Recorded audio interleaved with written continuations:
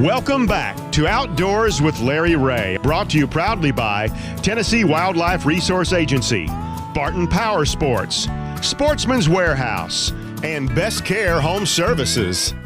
Hey, welcome back to Outdoors with Larry Ray. We're going to wrap up today's show, and what better way to wrap up the show than talk to our good friend Frank Barton as we wrap up the duck season this weekend and talk a little bit about that. We're going to try to hook up Mark Copley. Again, Mark is probably busy selling spinnerbaits out there at Strike King, or maybe he's reading a good book. I don't really know, but we couldn't get in. But Frank is on the line. Good morning, Frank.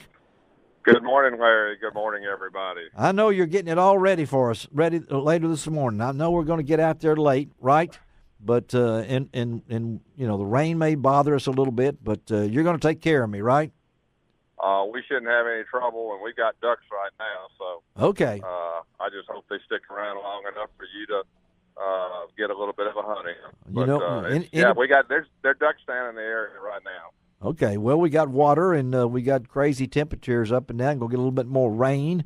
But, of course, Frank is the owner of Barton Power Sports, and the newest one is right over here in off Mount Moriah, just probably less than a mile from the Intercom radio studio here. And Frank is busy, and he and I are going to hunt this morning. I don't know if you got anybody else scheduled for this Saturday to be with us, but if it's not, we've done it before by ourselves, hadn't we? So. Oh, yeah. Well, Don Brawley's out here with us, and Steve Mackey may come. He said he might be there be a little late this morning. Okay. Well, I'm going to be late anyway, and he and I can stalk Razorbacks anyway. So as we get through, and then, of course, the most important part of the team, the dog will be there, right? Oh, yeah. And no ice for them to have to contend. Yeah. Talk about that, Frank, as we get down to the end here.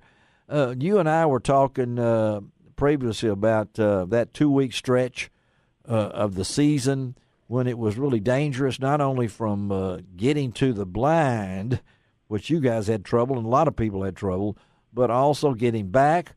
Plus, and we don't think about the dogs and getting your equipment ready.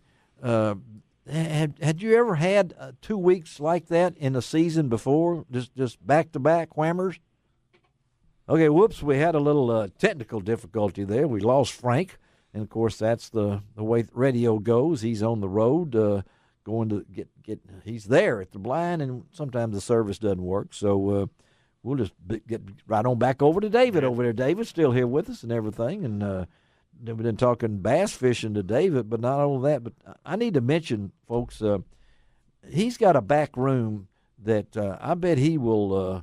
He can handle just about anything. How big is that back room? It's about a 1,200 square foot room. Wow. We have regular meetings with several bass clubs that 30 to 35 people. Uh-huh.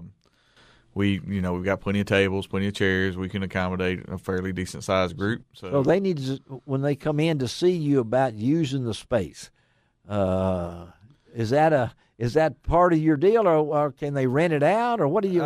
We typically just let people come in and use the space on an as needed basis. No wedding rehearsals or anything like this. So we can't do anything huge. No, like but that, fishing or whether it might be a hunter safety course. Hunter safety course. Anybody has a church group that they want to do a teaching class for maybe their kids or something along that line. There you go. Wrapped around fishing or hunting.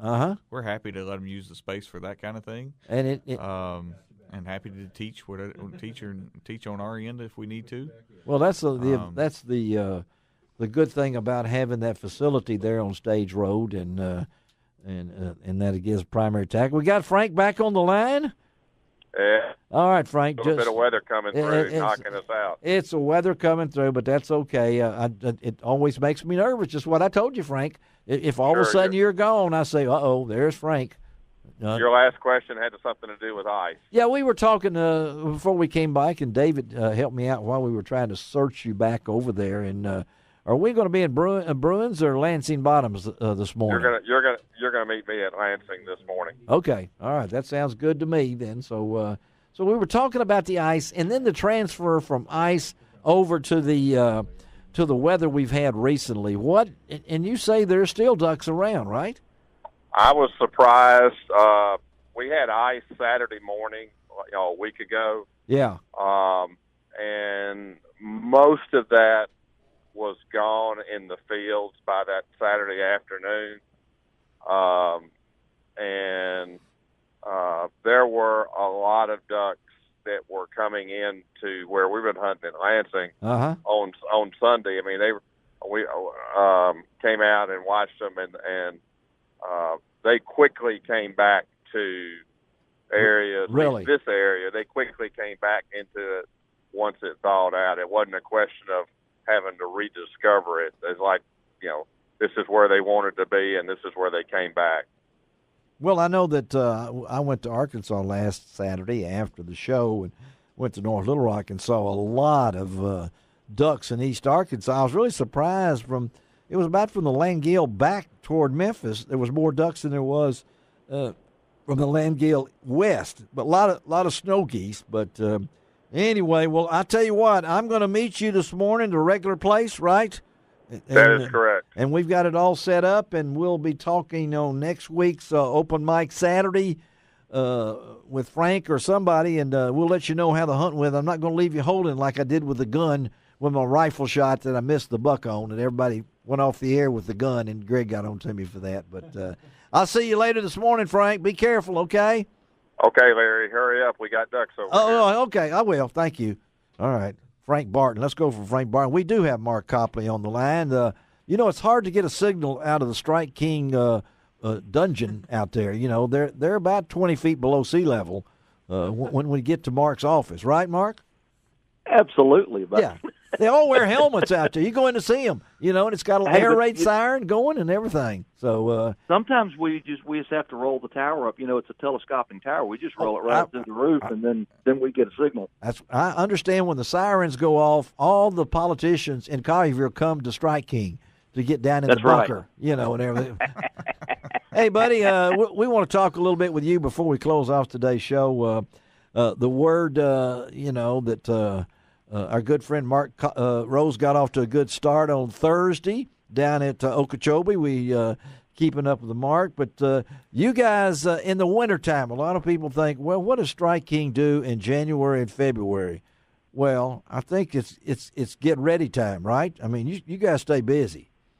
Oh, absolutely. It is maybe one of our busiest times of the year because even though there's not a lot of people out fishing, the retailers are getting ready for those who are coming in to get ready to go fishing. And it's, you've got to get the product from us to the store so they can get it on the shelves, and then all the fine people can go out and purchase it. So it is one of our busiest times of the year, starting January 1. It's we start rocking and rolling. Oh, and David Best, you're sitting over there listening to Mark here. Now, you got Strike King lures there? Oh yeah, you can't have a tackle shop in this area without having some Strike King. I just there. wanted you to say that so the people would know that. And it's a have to. It is a have to. So you have a Strike King section. Yes, right? we do. We carry a bunch of the Strike King spinnerbaits, a bunch of the Strike King crankbaits, a lot of their plastics, and steadily adding to that selection. So. What's new for 2018?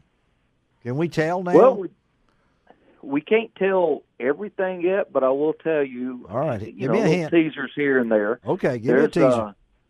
You know how successful the poppin' perch was. Oh yeah, I love the name anyway. The poppin' perch. Well, there is some adjustments to that, maybe in size. Really? That's going to keep Whoa. keep the interest level up. David's writing all this down over there right now. So well, David, you're going to get ready to put an order in because that's we'll release them at ICAST in the summer, which is that's the big fishing industry. Yeah, Won't be there. Obviously, Won't SHOT be Show's there. going on right now. Yeah, and the SHOT just Show. finished up. And that's the hunting side. Well, ICAST is the fishing side, and it's I think looking forward to doing something. I think Ron Wong, who's this week up at Grizzly Jig, I think he's taking his covered wagon to ICAST tomorrow. He's heading down there, so he'll be there in time for July.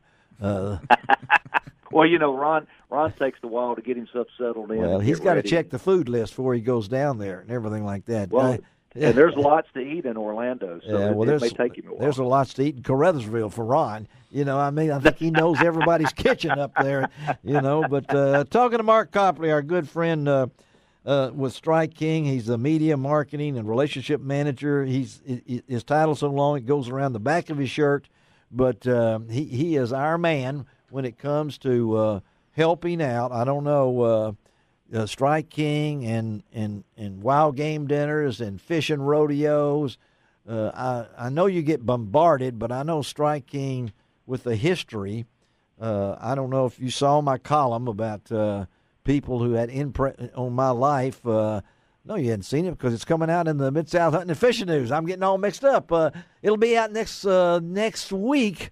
I wrote. Well, I can't wait to see it. It's. I wrote about the most, and during my 30 years now of covering outdoors since 1988, I celebrate this year 30 years of the most influential people in those 30 years who have passed on that have meant so much to me, and I know that Charlie Spence is up there. I mean, because. Absolutely, that's where it all started. That's where it started, and I heard so many stories from him, mostly about Henry Reynolds, but Charlie Spence is on my list. Of course, I will let everyone know number one on that list is Wade Bourne. My good friend Wade Bourne had more influence on me than a lot of people. But you guys at Strike King. I wanted to ask you before we let you get off here, the website and your pro staff. Tell our listeners, how do you get to be on that pro staff in 2 minutes or less? I mean, I got people. I bet you just don't tell me how many requests to be on the Strike King pro staff. That list is long and distinguished, as they say. Yes. But, yeah. So you can go to the website. There's under contact us in the up one of the upper right corner, I believe, there's a way to send an email and request. It's a pretty scrutinous process that we go through. Yeah, because there's a lot of people that want to be, and we would love to have everybody on it, but as you know, financially you can't do that. No.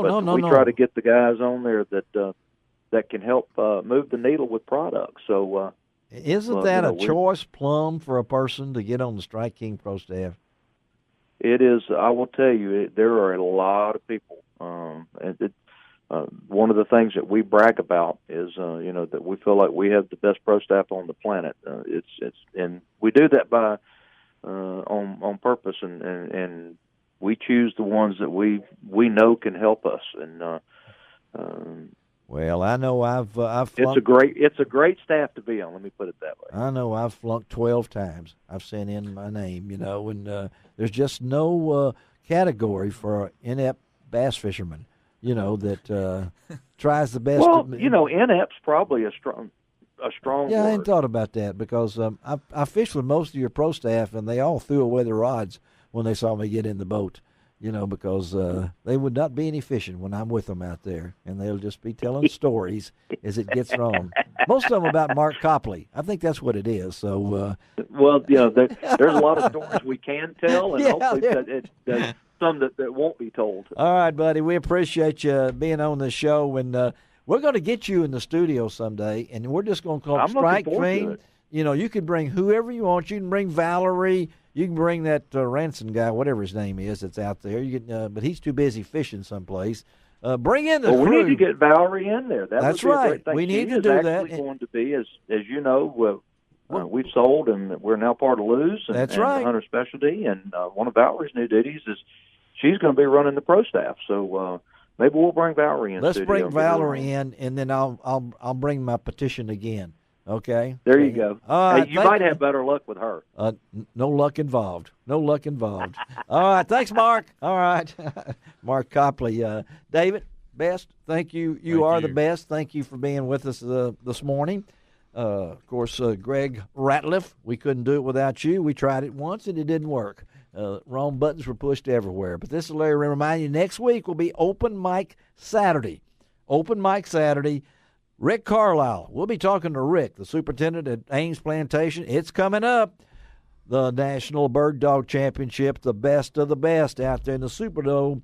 Super Dogs will be out there, the Super Bowl of bird dog trials, and we will be talking to Rick and other ones on Outdoors of Larry Ray. Hope everybody has a great weekend. And this is Larry Ray reminding you each and every week it doesn't cost an extra cent to be a good sport. And God bless the USA.